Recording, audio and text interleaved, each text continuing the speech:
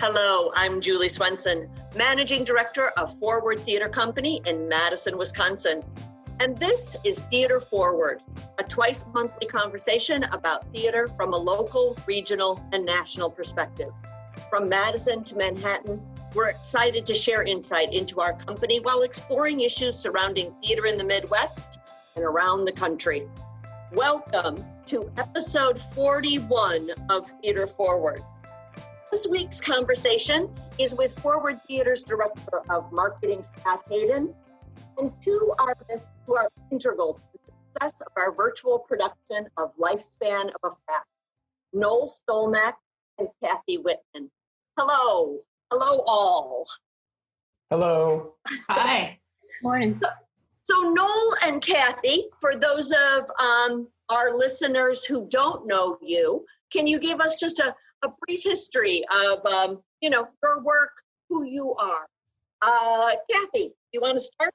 Oh, I was just about to say Noel should go first. Well, Noel could go first. No, it's fine. I'm here. Well, I went to Marquette University in Milwaukee, fell in love with Wisconsin right off the bat, and I majored in theater and broadcasting. I always knew somehow I was going to meld these two things. I can't say I saw this coming particularly, but, the video camera, my parents got a video camera for Christmas when I was a sophomore in college, and I picked it up and I put it to my eyeball and I said, this is the tool. This is the thing that I'm going to tell stories with. And the second thing I said was, I have to take this to the theater. I have to show the behind the scenes. It was always about the process for me and sharing what I thought was so fascinating about theater. And that really, I still do the same thing now every day. I take cameras into theaters and I show people what's going on there and help spread the word about the art and get people interested and sell tickets and raise money and just keep this art form going forward. And in recent years, working with Noel at different companies, I've started to get involved in video projection. Video is starting to be used even when we're back in the theater more and more as a way to enhance the scenery or take the scenery in a different direction. Especially, Noel and I met on opera projects, and opera is an art form that sort of takes theater even further in a lot of ways. I mean, I think spectacle is a really big deal in opera, and so some of the things you can do with video are really exciting. So that's where I'm at. Cameras in theaters.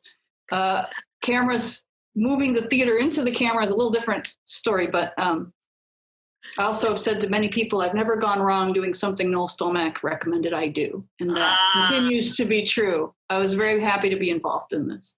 It's a great process. We'll talk about the process of moving the camera into your house and doing theater in just a little bit. And Noel, you and I have worked together a lot over the years. And this is kind of a transition from your usual lighting design work. But tell us about your history. Well, it's a transition, but I come from a family of photographers, and my father was a television news director.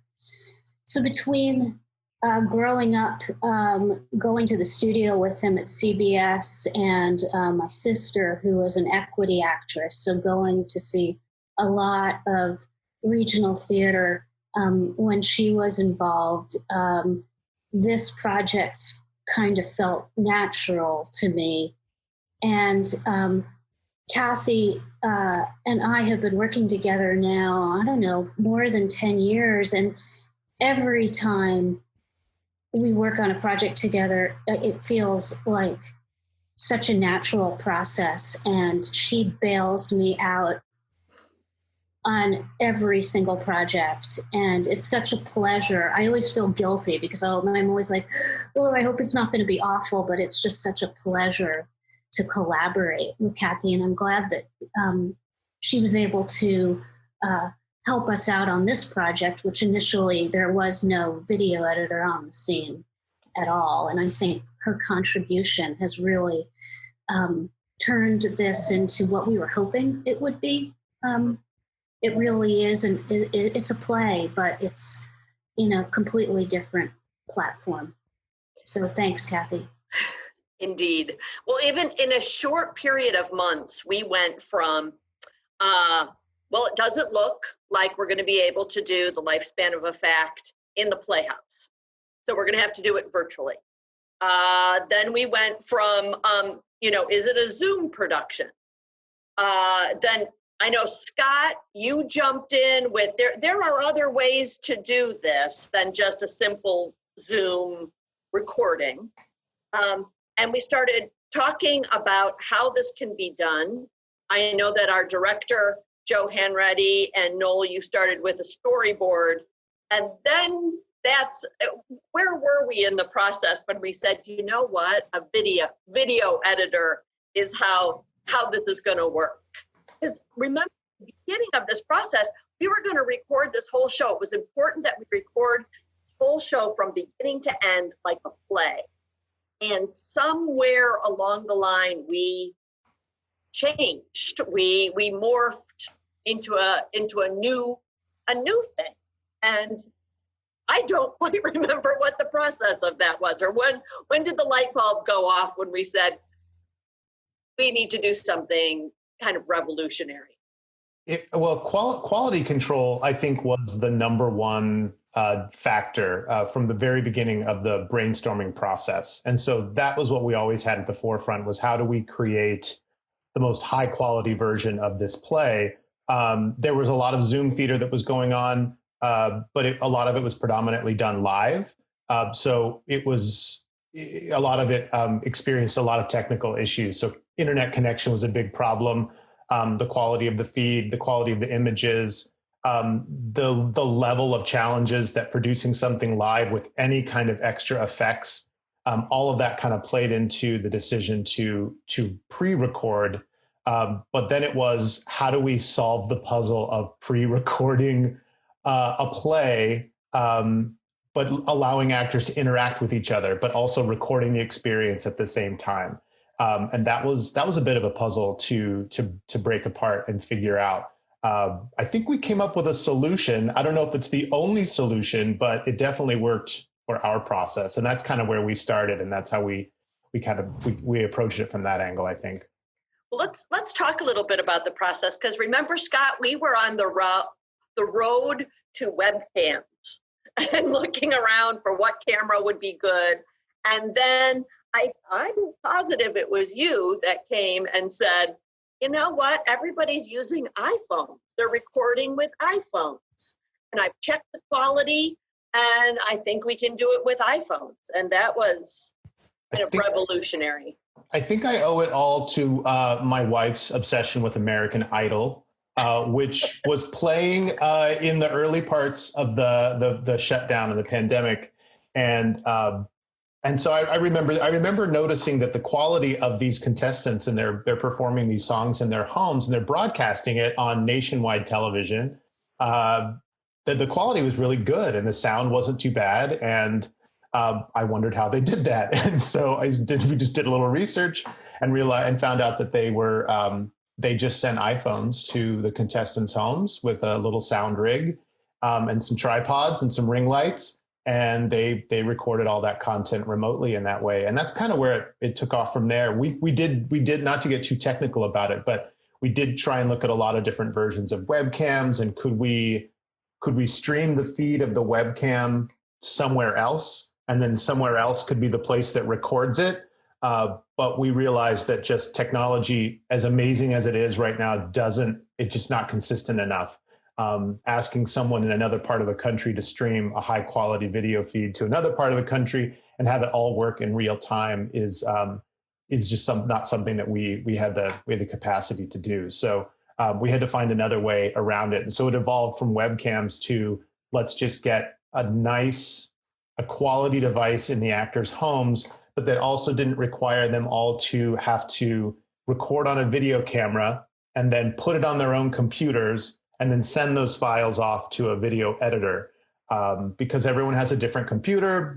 Some computers are old, they can't handle new software, things like that. But we realized that an iPhone, everyone knows how to use a cell phone.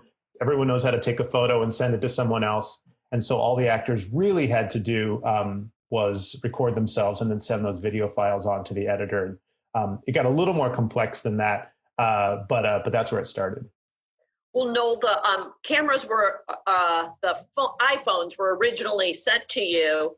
You kind of programmed them all and explained to the actors how it worked. Can you tell us how it was rigged in the actors' homes and what they actually had to do to send their feed over to Kathy?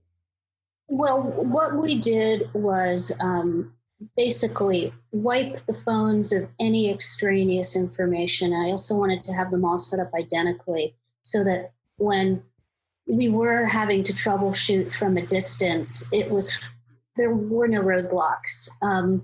So we used a $15 application from the App Store, which people are shooting feature films on right now. I'm not going to say it's completely bug-free, but I'd say it's about 95% of the way there. A simple reboot resolves issues.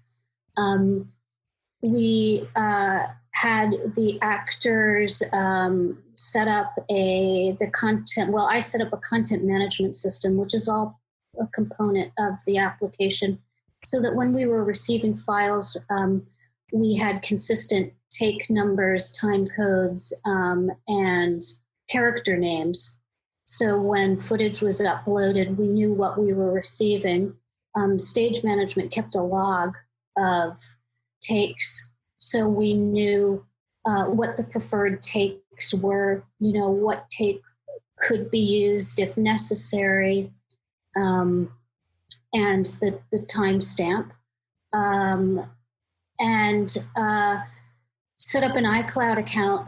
Kathy and I did a lot of experimentation before we distributed the cameras to the actors, and what we learned, and it was a concern from the beginning of the process, bandwidth.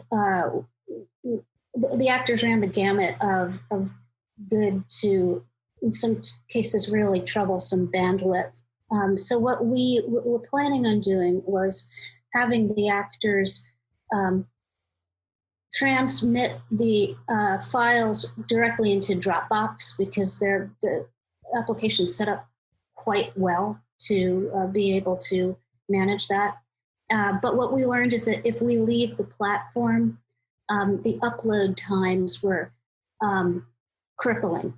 Like, we could not get work done. We already knew that we needed to set time aside during each day, because these are equity actors, so they have a finite amount of hours they're allowed to work. We already knew that we were going to have to set aside time for upload, and we wanted to minimize how much time we were going to lose as a result of that. So in any case, Kathy figured out that if we stay within the platform and have the files go to the cloud, iCloud, it was much more efficient. So what I ended up doing during the process, so that designers and our director could see the footage somewhat real time, is during the recording process, I would manage the iCloud files, and then I would move them over to a Dropbox folder, because I've got a lot of bandwidth, so that hopefully by the time the director had given notes on something else, he had received the file and could scan it.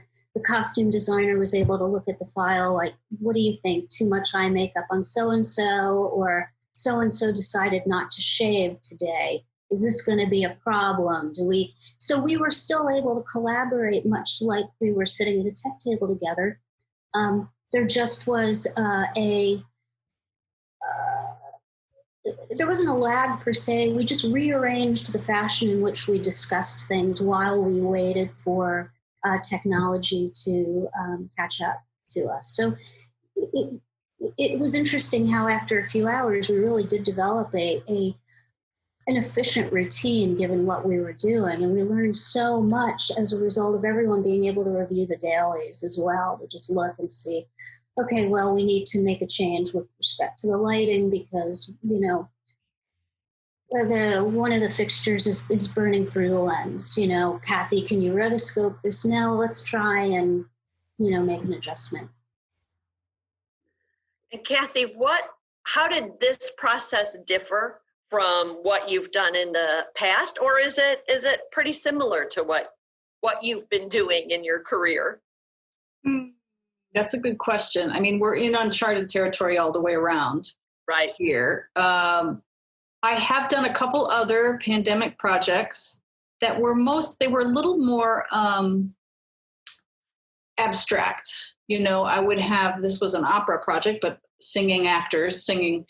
opera singers were shooting things and sending it to me, and then we were putting them together into it was a Lady Macbeth project. So it was her nightmare, and it was a place that allowed for a little bit more abstract art making. This was more, we needed actors to have a conversation. We needed them to be in sync with each other. We needed them to see each other, talk to each other. So this was a new process. I was really impressed with the wind's blowing in to my house. I need weather stripping. I was really impressed with the system that developed. And I think a whole lot of care went into defining that system, to designing it. But then we pivoted on a few things really quickly. Noel's ability to be present, to take on that, that was kind of I had expected to help do a lot of that content management, but I wasn't able to be at every shoot. My assistant editor and I had blocked out time in the evenings to take the footage and turn it around, to put those two iPhone shots next to each other on top of the background so that the team could really visualize what it was going to look like. And I wasn't able to be at every rehearsal, but Noel was there to light the rehearsals and therefore was able to move that footage along in real time. That was huge. Being able to see everything right away. And then I could jump in and put it together in the evening. So in the mornings, you could look at what we did yesterday. I'm not sure it would have been as effective if, Noel, you hadn't been at every rehearsal and giving real-time direction, really. And that storyboard, too. I mean... we should talk about that, because that was the key to the whole process. Yeah. Well, I mean, and what the director created, too. Joe Hanreddy took that script, and he basically wrote a screenplay based on the script, at least the things that he saw in his mind. But then Noel took that and actually, and then created a storyboard. Noel should explain her process, because it's really brilliant. Well, I knew that given that we were all going to be collaborating digitally, we needed to make sure that we had a roadmap that everyone understood and was happy with. And the fashion in which the storyboards came along is that Joe created the first draft of the script with stage directions and some directions as well with respect to how the shots were managed. And I made a pass at storyboarding, and then we had a long meeting with the set designer, Joe Varga, to discuss how the storyboards look and how they would inform the next draft of the script. So both of the Joes were able to see how Joe Varga's initial round of renderings would work within the given aspect ratios and how they related to the actors' frames, which we purposefully placed against backgrounds because, here's a little bit of a tangent, but we decided pretty quickly or pretty early in the process that we didn't want to do virtual backgrounds, just because at our level of production, they would always be glitchy and distracting. And while we did not record this in Zoom, we knew that we were going to be using that language to help to tell the story. So that's why we said, okay, we're going to place the actors in neutral spaces, and that neutral space was black. so that they could be in separate rooms, or they could be sitting next to each other on a couch, and just take away that variable of having them in separate colored rooms, which it's a common way to approach this. But in any case, the shooting script informed the storyboard informed the different iterations of the shooting script, and then the storyboards allowed us to set up the shots to determine, okay, are we shooting in portrait or landscape? Is this a shot that is going to be a portrait that is going to then be cropped so it appears to be landscape because an actor is sitting in the scene? Or is Kathy going to adjust the aspect ratio of the actor frame because the actor is standing? But for instance, one of the actors had an extremely small area in which to shoot. So we really had to make some adjustments regarding how we were going to approach his shots, because he had standing shots, he had sitting shots, he had a shot where he had to wrestle with his backpack, because he didn't have the throw.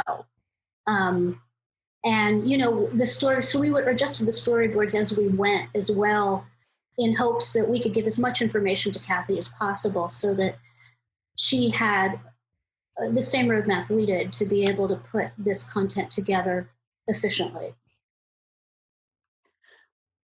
I am so proud of this production and what we did with it.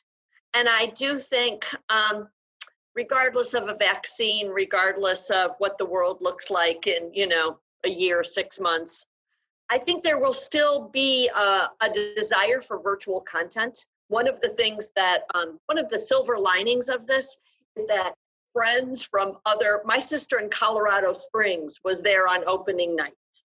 And that was fun. I think there will still be a desire for this virtual content. So I want to ask all three of you, going forward, because we will still need to do this, what have we learned in this process that we know this worked for this production, but here's what I would do in the future. Kathy, do you have any thoughts on that? Whatever you do, don't change your stage management team, because they are amazing. Agree. Of all Sarah of the Haynes and Abby Hess, they're awesome. And of all of the roles in the theater that had to pivot, everybody had to change. The costume designer had to design from afar. Scenic designer becomes a sketch artist. He designed those wonderful illustrations, and everybody adjusted. But stage management became a totally different thing. They managed a film here. And it was, all along the way, it was really important to remember this was a play. We were presenting a play in a digital format. We weren't trying to make a film. And one of the first reactions we got when people started looking at rough cuts was, this feels like a play. It feels like I'm watching a play.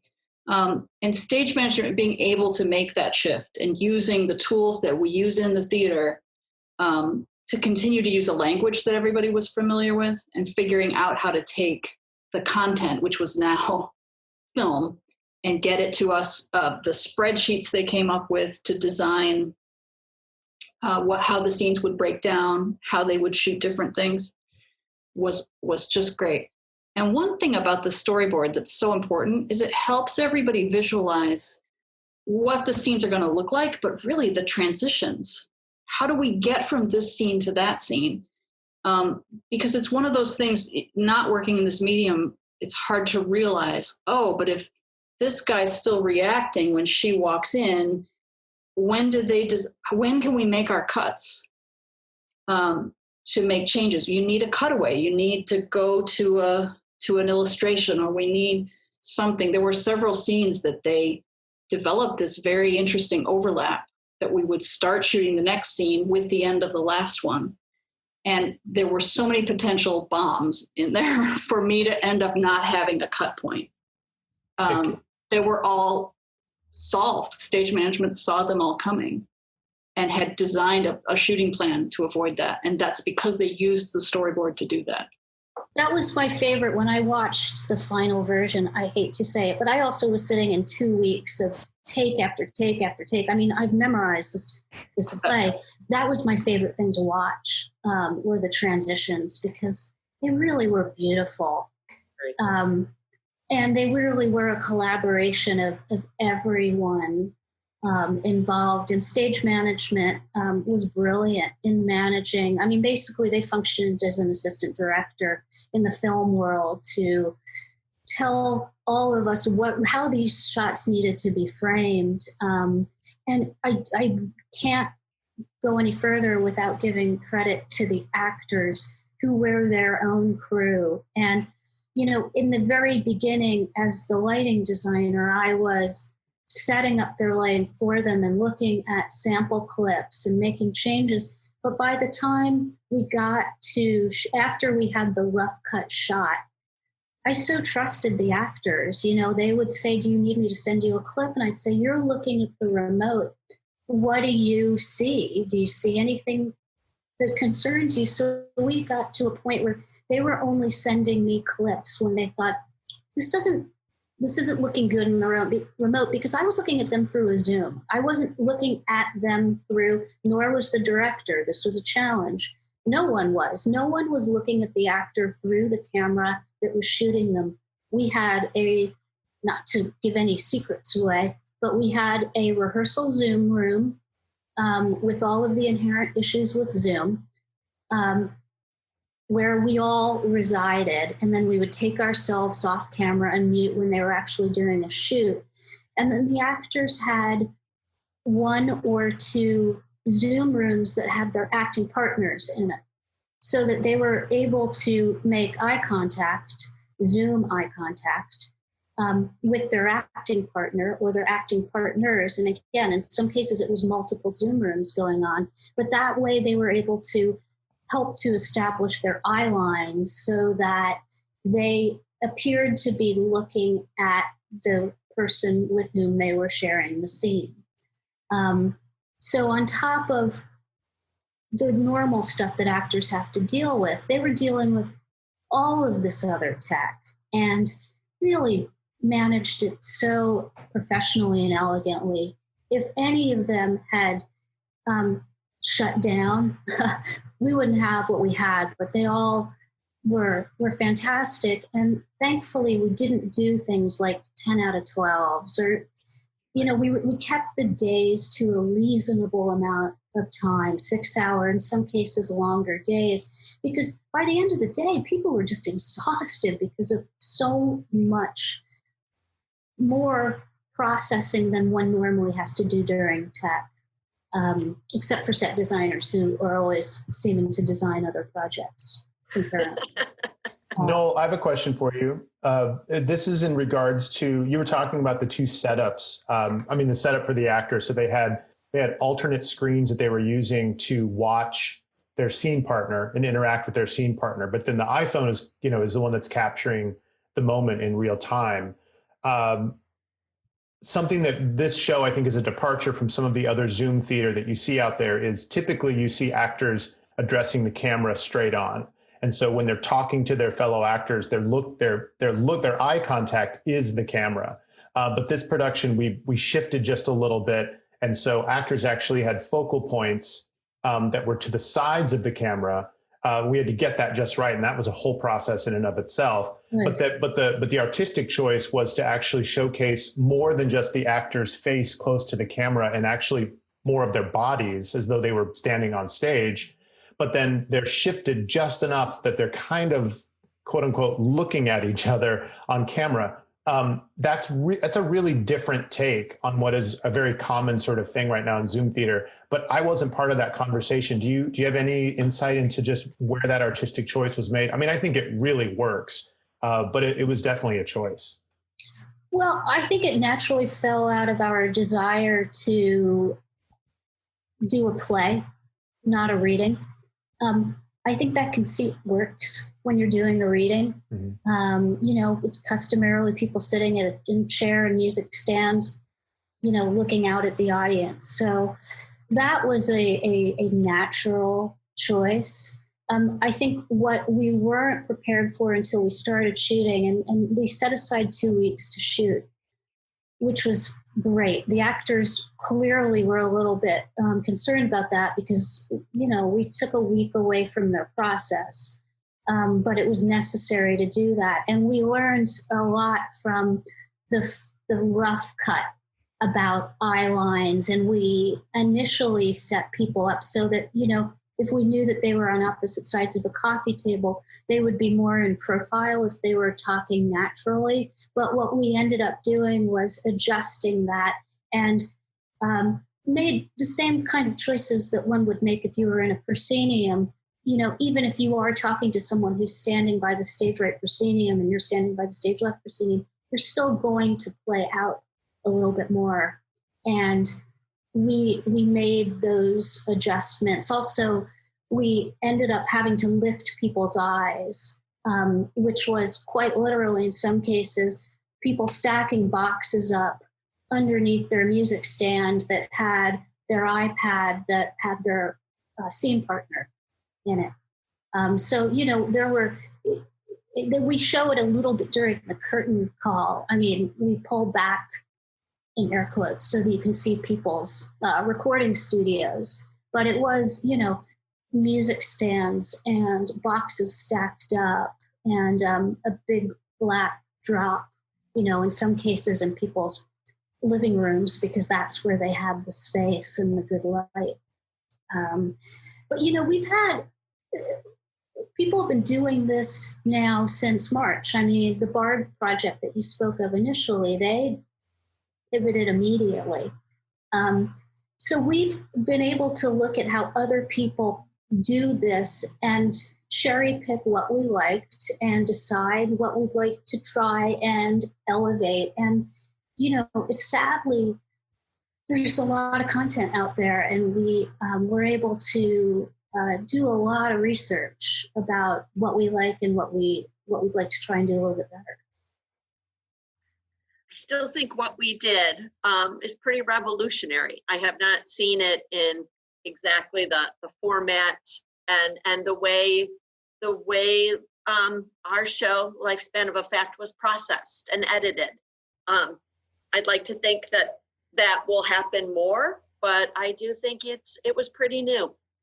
Getting away from Zoom was the best choice possible. It added, many, many layers of difficulty, but Zoom is great for what it's good for, but not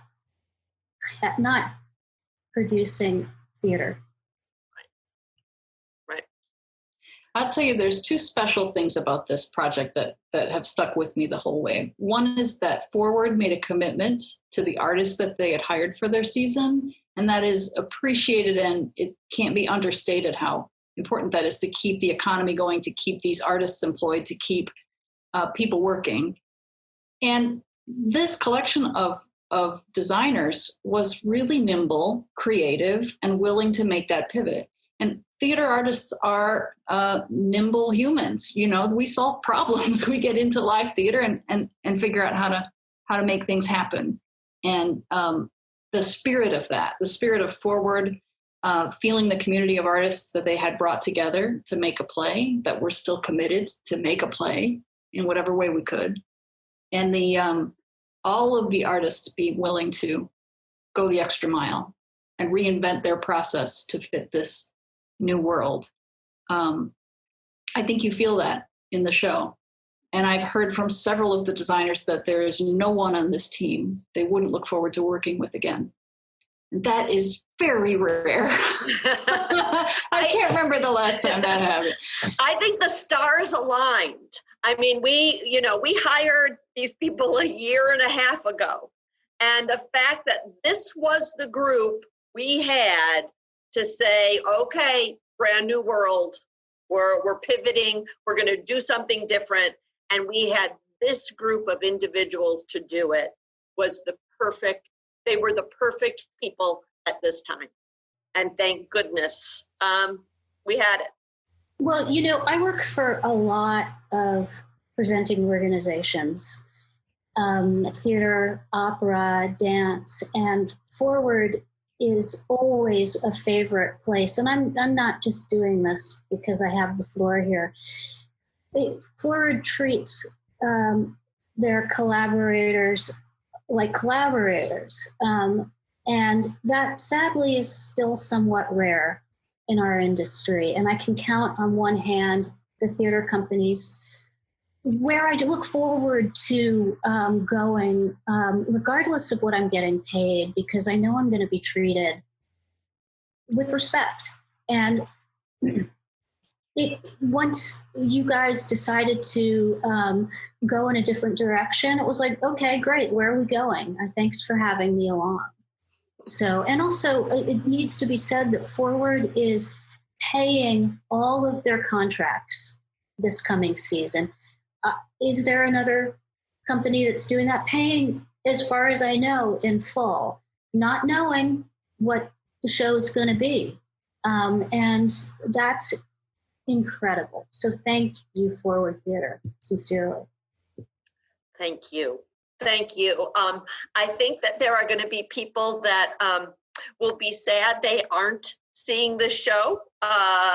Listen to this podcast, won't be able to see the show, but there will be other shows, and there will be other shows with you, Noel and Kathy, because it is such a pleasure. It has been a true treat, and I think I've said this 3 or 4 times already in this podcast. I am so proud of what we all did. And thank you. And with that, I think we're gonna say that's it for this episode of Theater Forward, a conversation about theater in Wisconsin, the Midwest, and America.